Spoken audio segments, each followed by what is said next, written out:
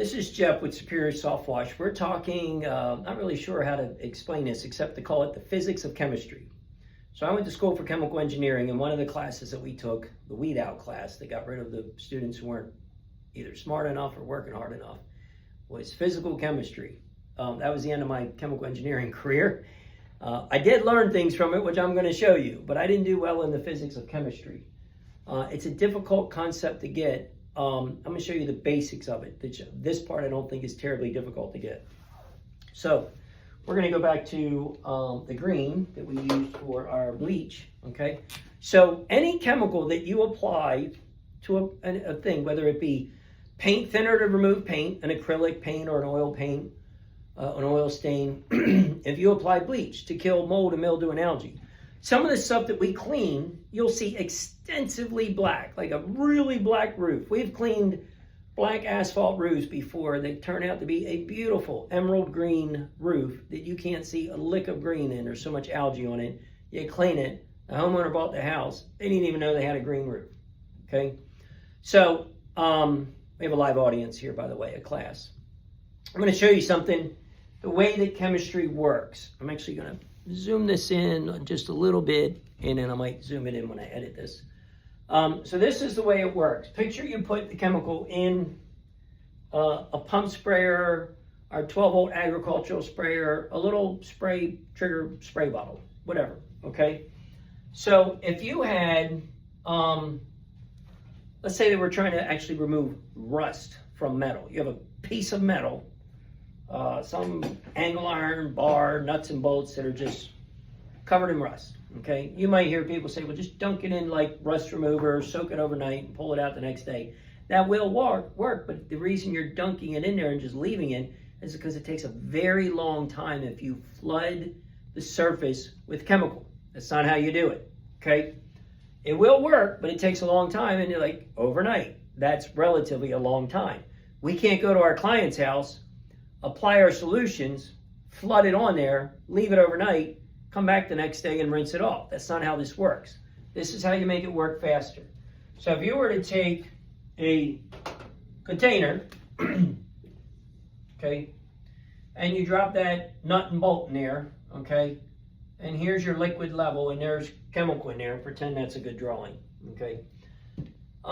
That's soaking in there. It has no interaction from the chemical to the surface area. There's no air. There's no interaction there, okay? Slows down the process. If I were to take this thing and blow it up so that you could see in relative scale, if I could put under pressure so that I could mist out and apply tiny little droplets.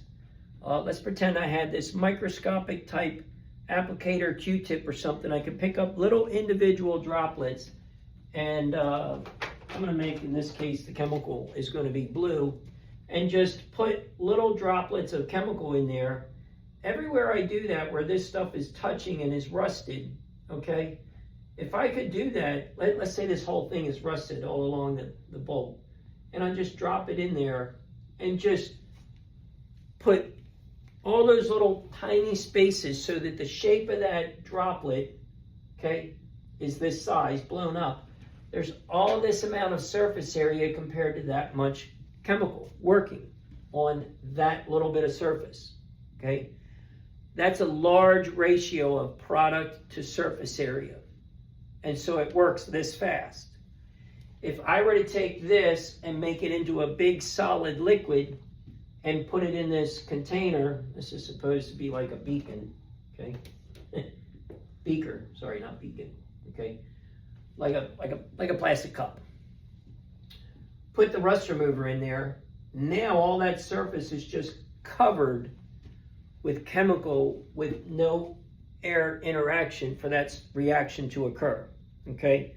And so it slows down the process. Now picture instead that this is, let me wipe this going. Let's pretend this is a roof, okay?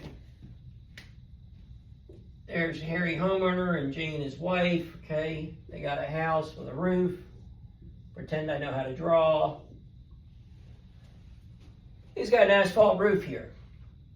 And this surface area, I just cover in and soak with bleach, with cleaning solution. More to it than bleach, but cleaning solution. Roof treatment. That whole area has got picture a piece of paper going over it. It's got an application of chemicals of cleaning solution, 100% touching it. No interaction, no surface area. I get up on a ladder and over here, I spray 10 million dots all over it.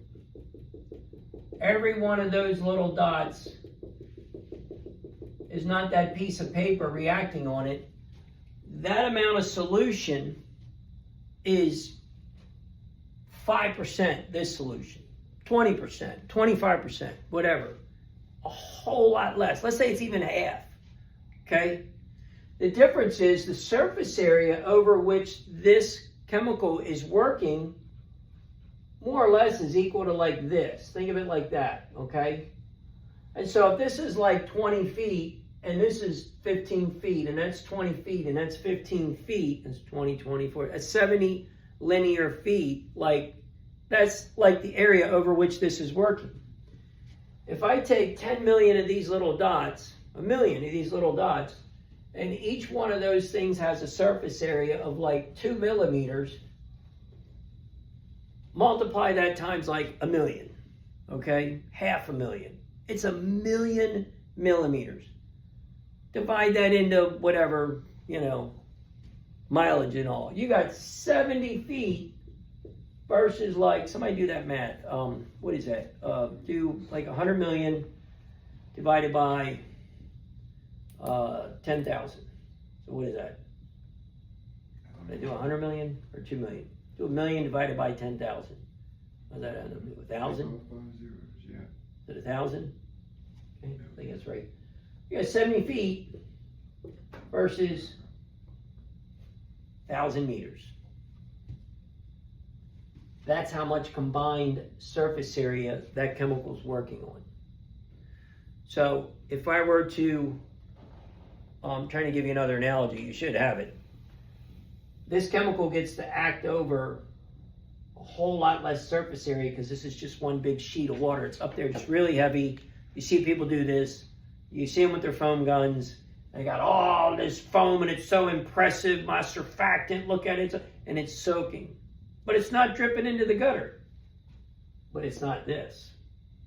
Okay? Our technique, we use the right amount of surfactant to make it stick. Okay? But we put it on in light coats. When we go over here, the technique of cleaning, we're not going to get into every aspect of cleaning the roof. But let's say while we're treating from here, and we're going to apply in this direction without, overspraying over here. We want to get this section wet. We're going to put 3 to 4 very light coats on. First coat's an activation coat. 60% of the roof got wet at all, barely wet, barely damp, like one small coat of spray on it, and that's it. Not enough to even glisten the roof. Certainly not a single streak running down that roof at all, not even close. Second coat's going to try to fill that in, and you've still only covered 80 to 95% of the roof. You do not immediately try to fill in that last bit. Trying to fill in that last 5 to 10% will get 20 to 25% of the roof soaking wet, including the area you hadn't hit yet that you're trying to get wet, and now you do this to it instead of sprinkling it on there like that, okay? This is going to require substantially less product. Here's the real kicker. You won't believe me till you do it correctly. It takes less time too. To do this correctly with putting it on, letting it sit just a little bit. Remember, it's light, so it doesn't take much to dry back to like a damp so you're ready to do it again. Truly, from the activation coat to the second coat, you're really talking about like a minute. Just a little bit of patience, okay? It comes down to believing that it works. The second coat's going to go on in a fill-in coat, and that might be a little heavier. No glistening, no looking at the roof like it's alive, where you see the water, the solution rather, slowly working its way down the roof, running down the roof. You're not seeing streaks running, just that slow creep like it's an organism moving its way down. You don't see that. You don't see any glistening. You don't see any puddles yet. You don't see anything that looks truly wet. No wet look to it yet. That's how light this coat is. Doesn't matter how black it is, a 3% solution will clean up this roof I'd rather clean it up mostly and have a touch up and come back and finish it than try to nuke it at 4% or to flood it, because I think that'll clean it up, and then either kill the plants, cause caustic damage, or if you get it to what you think is clean up, that method, it's coming back.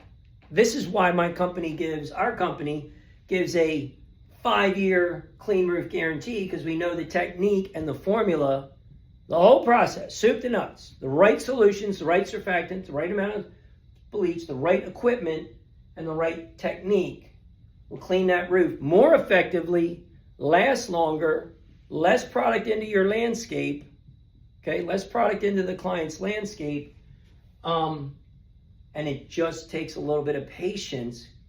And fill in a little gap here. Something I said might be misleading or just not true. I said it would be faster. This section will clean up faster. The total cleanup of the roof is going to take longer because of working here and working here using those techniques.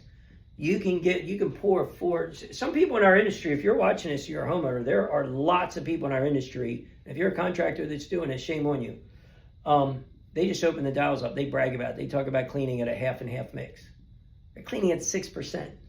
Okay? We say 5% because we make the math 5% for, we make the base math 10% of the bleach. But if they're buying 12% bleach, what the really net mix is 50-50 mix at 6%. That's straight Clorox out of the grocery store. Okay? And then it's just horrific. You can't dilute your way out of that. Okay? If you go back and look at the number of plants that you're killing doing that, if you have to rely on putting trash bags and buckets at the bottom of your downspouts to treat a roof, you're doing it wrong, okay? It doesn't matter. I mean, it does matter, but let's say you can argue and say, we're not killing plants, which you might not if you leave the bucket sit there long enough and collect the solution and rinse the gutters out, okay? First of all, I still don't believe you.